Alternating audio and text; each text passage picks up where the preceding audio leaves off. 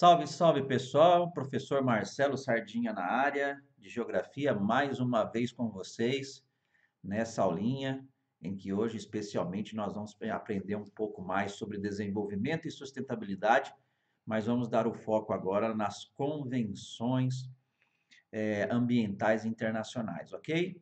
Vamos que vamos, estamos aqui literalmente para aprofundar os conhecimentos sobre as questões ambientais, tá? Então, a primeira coisa que eu queria salientar para vocês aqui, antes de mais nada, era buscar de vocês aí o entendimento de que as conferências com relação ao meio ambiente, elas começam a ser realizadas a partir da segunda metade do século XX, por volta de 1968, quando então a comunidade internacional começa a perceber a importância de se discutir alguns temas que envolvem o meio ambiente de uma forma holística. Então, a ONU se organiza em 68, né, para constituir um mecanismo para envolver os diferentes países com relação à questão que envolve o meio ambiente. A partir desse início de conversações, nós temos como o auge, né, dessas relações o ano de 1972, quando então lá na Suécia nós tivemos em Estocolmo a primeira grande reunião com relação ao meio ambiente envolvendo a ONU, tá? Onde praticamente ali é criado um organismo dentro da ONU para trabalhar com essas questões. Estamos falando do Programa das Nações Unidas para o Meio Ambiente, que você tecnicamente vai encontrar por aí com o nome de PNUMA, Programa das Nações Unidas para o Meio Ambiente, tá? Então, já logo de cara, os países sentam e começam a discutir problemas da ordem ambientais. E também, logo de cara, nós temos aí dois grandes grupos se estabelecendo nesse contexto de políticas, né, que envolvem o meio ambiente, entre aqueles que achavam que, obviamente, temos que zerar o desenvolvimento da sociedade sobre o meio natural e aqueles que acham que deva continuar esse desenvolvimento, né? Então, esse primeiro grupo nós chamamos de zeristas, eles estão associados aos países ricos que já emitiram muita poluição no meio ambiente, e aqueles que acham que de fato aí nós temos que continuar o desenvolvimento são os países subdesenvolvidos, tá? Então, no início das discussões, elas já começaram dentro dessa lógica, já numa disputa muito grande entre o grupo de países ricos e países mais pobres, tá? Então, é bem legal aí, você acompanha aqui na tela que você tem aí esses grupos, né, os chamados eristas, né, e temos por outro lado também os chamados desenvolvimentistas, como eu disse para você, né? Então foi criado aí praticamente aí nesse período o que nós chamamos aí de Programa das Nações Unidas, né? E já aí nos idos dos anos 80, nós vamos ter uma segunda grande reunião, né? Que vai acontecer em Nairobi, no Quênia, em 1982, né? Aí então nós vamos ter nessa reunião sendo desenvolvida a Comissão Mundial sobre o Meio Ambiente e Desenvolvimento, né? E muito vai se discutir já nessa época as questões de desertificação, principalmente, muito vai se falar nesse período também com relação às questões que envolvem as questões nucleares, tá? E é um momento aí que muito vai se falar também com relação aí à questão da destruição da camada de ozônio. Mas o que mais chama atenção nesse período e nessa reunião em 82 é que vão ser desenvolvidos alguns mecanismos que vão fazer com que, a partir daí, a ONU comece a pensar um pouco sobre a questão do desenvolvimento sustentável. Você pode desenvolver, mas tem que pensar no meio ambiente, deixar um ambiente aí para que futuras nações ou pessoas possam sobreviver no planeta, tá? Então, o que vai acontecer aí, né? Dessa comissão, nós vamos ter a primeira-ministra da Noruega, né? Uma pessoa muito importante, até porque foi lá a grande reunião, como eu disse para você, em Estocolmo, a chamada Gro Brundtland, e ela vai desenvolver, aqui o nomezinho dela, ó, Gro Harlem Brundtland, né? Então, ela que vai desenvolver todas as bases de desenvolvimento sustentável e vai desenvolver um relatório muito importante chamado Nosso Futuro Comum. Grava o nome desse material, tá? Porque ele que vai pautar daí para frente todo o desenvolvimento, né, do que nós chamamos aí de políticas e propostas ambientais da ONU, tá? Então é ela que vai aplicar a ideia do chamado desenvolvimento sustentável, ok?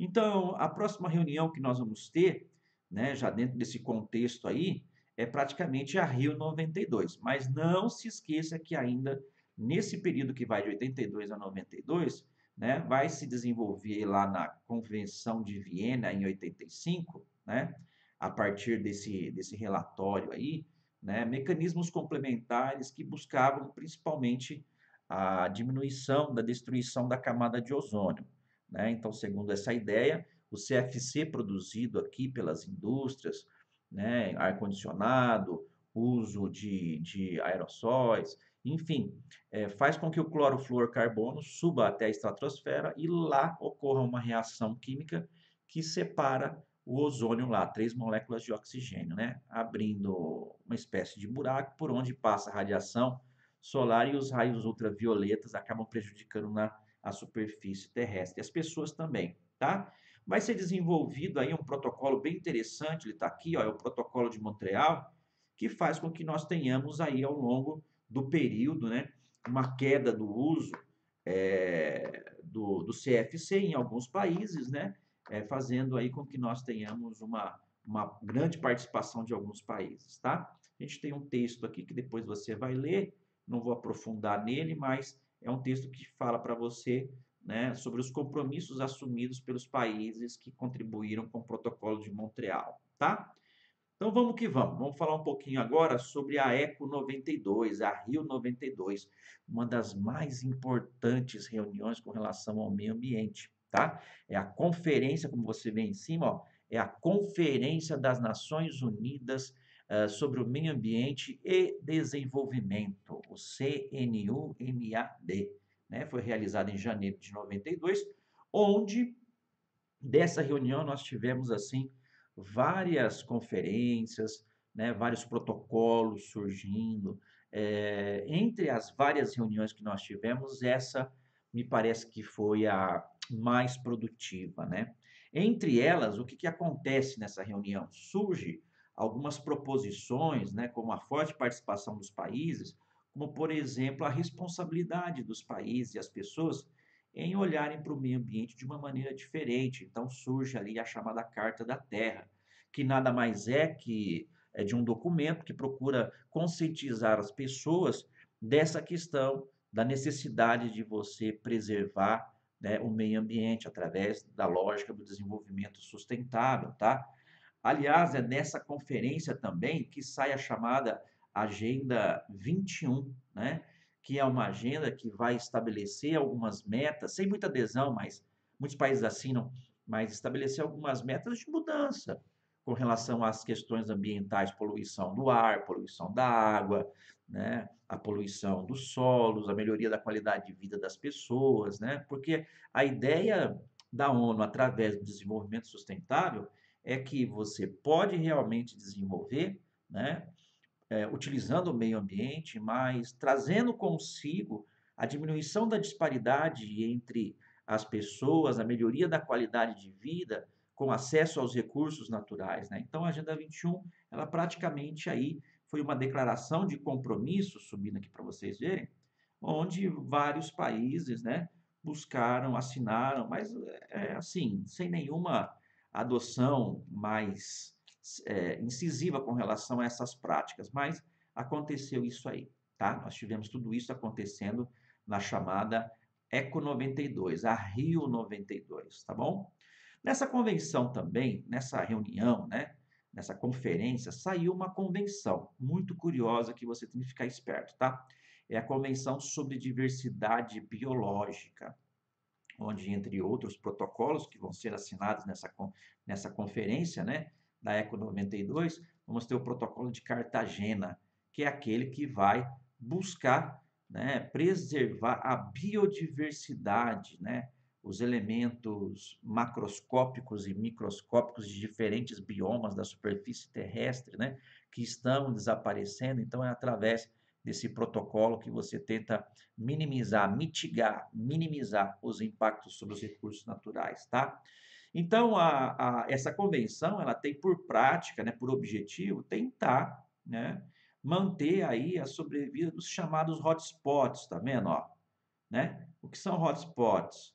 São esses pontos na superfície terrestre onde nós temos um resquício de biodiversidade ainda, né, numa porcentagem interessante que se faz necessário você fazer uma preservação para que você não tenha o desaparecimento de algumas espécies. Não só a nível de continente, mas oceano também, tá?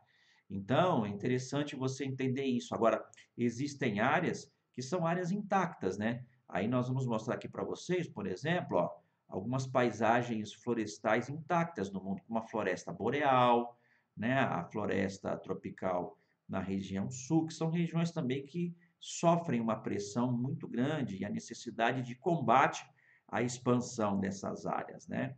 Então, à medida que você lê esse texto, você vai ver que existe uma preocupação muito grande, porque as leis, né, buscam preservar alguns hotspots a nível de mundo, como você vê aqui no Brasil, Cerrado, por exemplo, né, uma área que, né, quem assinou alguns protocolos, algumas conferências, tem que buscar preservar, né?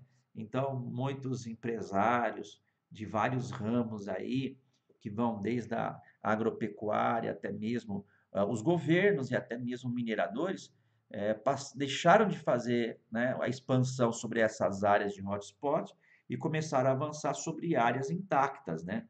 Então a gente percebe aqui que a floresta amazônica é um exemplo aí dessa realidade. E a necessidade, né, de você preservar sem nós termos aí o desaparecimento de espécies, seja do ponto de vista da fauna e da flora, sem conhecermos aí. E é importante para que nós possamos sobreviver na superfície terrestre, tá? Então, bem legal, dando andamento aqui a nossa aulinha. Vamos falar um pouquinho sobre, nós falamos sobre a Convenção da Diversidade Biológica, né? E na conferência, né, da ECO 92 também se falou muito sobre mudanças no clima, né? Então foi criado ali, né, o IPCC, o chamado painel intergovernamental de mudanças climáticas, né, que seria esse organismo na ONU que monitora a emissão dos gases estufa, né, na atmosfera. Esses gases estufa alteram o efeito estufa e geram uma coisa que a gente chama de aquecimento global, né? Vocês estão vendo aqui em cima, né? Então, assim, é bem complexo essa questão do aquecimento global, porque você tem, né, o pessoal da ONU aí, esse pessoal tudo que acha que realmente o ser humano tem uma parcela de culpa nessa questão do aquecimento global, e você tem um conjunto de pessoas que acham que isso tudo, né, os céticos, isso tudo é algo cíclico que o planeta mesmo já se desenvolveu ao longo da sua história. Então, nós temos dois grandes extremos que discutem isso. Além disso, aí você tem dois grupos de países, né? Entre aqueles países, ó, países do anexo 1, dentro dessa conferência, é formado por países industrializados há mais tempo, países mais ricos, né? Que contribuíram com o processo, né? E países do anexo 2, que são aqueles que estão em desenvolvimento, né? Têm responsabilidade em menor escala. Existe, assim, uma disputa clara, né? Uma divergência clara entre a responsabilidade, né? Então, a ONU tenta trabalhar com esses dois extremos, né? Então, é importante você entender isso, que, por exemplo, a China, ó, peguemos lá, né? Os Estados Unidos têm a sua parcela de culpa no processo, né? A partir das revoluções industriais. A China também tem hoje. Então, muitos países se esquivam dessa responsabilidade por conta dessa disparidade de pensar o aquecimento global de uma maneira diferente, né? Então, para tentar minimizar esse problema, o que foi criado? Foram criados aí os chamados MDLs, que são os mecanismos de desenvolvimento limpo, né? Esse MDL nada mais seria do que mecanismos ou tecnologias que você usa, por exemplo, para sequestrar o carbono que foi emitido através da queima de combustíveis fósseis. Como eu faço isso? Você vai desenvolvendo programas de reflorestamento, por exemplo, né? Então, assim, é bem importante que nós entendamos, né, como isso pode ser feito, né? E que a maneira como esses países aplicam o MDL é meio diferente. Por exemplo, ó, vemos no anexo 1 aqui que são os países industrializados, eles promovem isso através do desenvolvimento sustentável, ao invés de investir em fontes renováveis, entendeu? Ou programas de reflorestamento, que é previsto para os países do anexo 2, né? Então, existem formas diferentes como os países vão atuar nesse processo aí, mas o que você tem que entender disso tudo ainda? Que essa é uma questão tão complexa que, por exemplo, o protocolo de Quioto, que foi criado lá em 97, né, você tem ainda países que não querem participar, como é o caso dos Estados Unidos, né? Então, temos problemas sérios com relação a isso. Então, é legal que você entenda essa disparidade de pensamento e enfrentamento da situação, né? Para tentar alinhar, né, esse pessoal todo aí, né, que emite aí os gases de efeito estufa, a conferência a Convenção de Mudanças Climáticas, ao longo do tempo, pós-1990, foi desenvolvendo, né, a Conferência das Partes, as COPs, ó, para tentar fazer com que esse pessoal todo tenha, né, uma filosofia em comum. Então, tivemos a COP 1 lá em Berlim, em 95, a COP 3 em Kyoto, ó, tá vendo? Ó? E a COP 21 foi o famoso Acordo de Paris. Por que, que o Acordo de Paris é importante? Porque algo inédito aconteceu. Nós tivemos o Obama assinando, né, o compromisso com a diminuição da redução dos gases de efeito estufa. Isso implica seriamente nos Estados Unidos em mudar toda a sua matriz energética, saindo dos combustíveis fósseis e indo buscar outras alternativas, né? E a gente teve até aí, né, uma coisa bem curiosa, que depois que o Obama sai, o Trump vem, a primeira coisa que ele faz é pular fora dos acordos que foram assinados na COP 21, né? O compromisso é você diminuir, manter a temperatura e no máximo diminuir ela nessa casa de 1,5 graus, tá? Então é bem interessante a gente entender, né? Então é uma discussão, eles vão perguntar isso para você nos vestibulares, tá? Fiquem atentos, aqui em cima, ó, temos aí o aquecimento do planeta, né? Entre 1880, a segunda revolução, até 2012, ó, perceba vocês, em graus Celsius, né? Então é aqui que o pessoal que acredita que existe uma ação antrópica promovendo, está falando que está derretendo o gelo nos polos, né? Aqui você tem o aquecimento do planeta para 2100, são os alarmistas, tá? Todo o relatório desse pessoal do IPCC deixa todo mundo assim, o que vai acontecer, meu Deus? Aumento do nível dos oceanos, ó, cenário para 2100, né? O nível do mar entre 91 e 2010. Então existe toda uma polêmica em torno disso aí, né? Que eles fazem alarme demais. Tem um pessoal todo que acha que isso aqui não tem nada a ver, não. Existe essa disputa aí. No vestibular vão tocar mais nessa questão dos alarmistas, tá? Mas existem os céticos. Tanto que tem um textinho aqui, ó, que fala um pouquinho sobre isso, né? Que os alarmistas, então, é o pessoal aí ligados ao IPCC, e os céticos acham que tudo isso realmente acontece, né? Como, por exemplo, o professor Luiz Carlos Molion, lá da Universidade Federal de Alagoas, né? Diz que o aquecimento global é produto de vários fenômenos aí, né? Fenômenos esses que já vêm, é cíclico e tal, enfim, tá? Então existe uma disparidade de pensamento, de argumentação, que é muito forte. Colocam esses dois grupos em lados extremos, tá? Os céticos e os alarmistas aí, ó, como você tá vendo aí, tá? Então, bem legal, bem interessante, né? Ainda na Eco 92, foi desenvolvida aí a Convenção das Nações Unidas de combate à desertificação e mitigação dos efeitos da seca, tá? Que é a UNCCD. Essa reunião ela já vinha desde 72, passou por 1982, e eles tentando resolver esses problemas, porque já em algumas regiões do globo, a água potável, que já existia meio escassa em regiões subúmidas, semiáridas e desérticas, está desaparecendo de vez. Tá? Então, isso compromete a qualidade de vida das pessoas. As pessoas têm uma certa dificuldade de se desenvolver nesse quesito. Tá? Então, várias reuniões foram feitas em junho de 94, ratificada em 96. Tivemos aí vários encontros, né, sobre esse tema. Já tivemos, inclusive, no Brasil em 99, ó, Nairobi, no Quênia e tal. E aí, no ano de 2006, surgiu o Ano Internacional dos Desertos e da Desertificação, né? Tentando combater aí a desertificação da Caatinga, do Sahel e várias outras regiões do globo, porque é fato, né, pessoal? Sem água é difícil você desenvolver agricultura, por consequência, alimentação, abastecimento urbano e por aí vai, tá? Então, bem legal nós estarmos antenados com relação a isso aí, tá bom? Ó, então é o seguinte. Até aqui, nós vimos essas primeiras reuniões que envolvem aí as conferências, né? Estocolmo, Nairobi e a Rio 92, tá? Numa próxima aula a gente discute aí algumas coisas que envolvem aí as outras reuniões que vão acontecer em Joanesburgo, em 2002, 2012 nós tivemos na Rio+20 e estamos aguardando para 2022 uma nova reunião, mas aí é assunto para uma próxima aula, certo? Espero que você tenha compreendido o assunto. Sucesso e até a próxima. Tchau, tchau.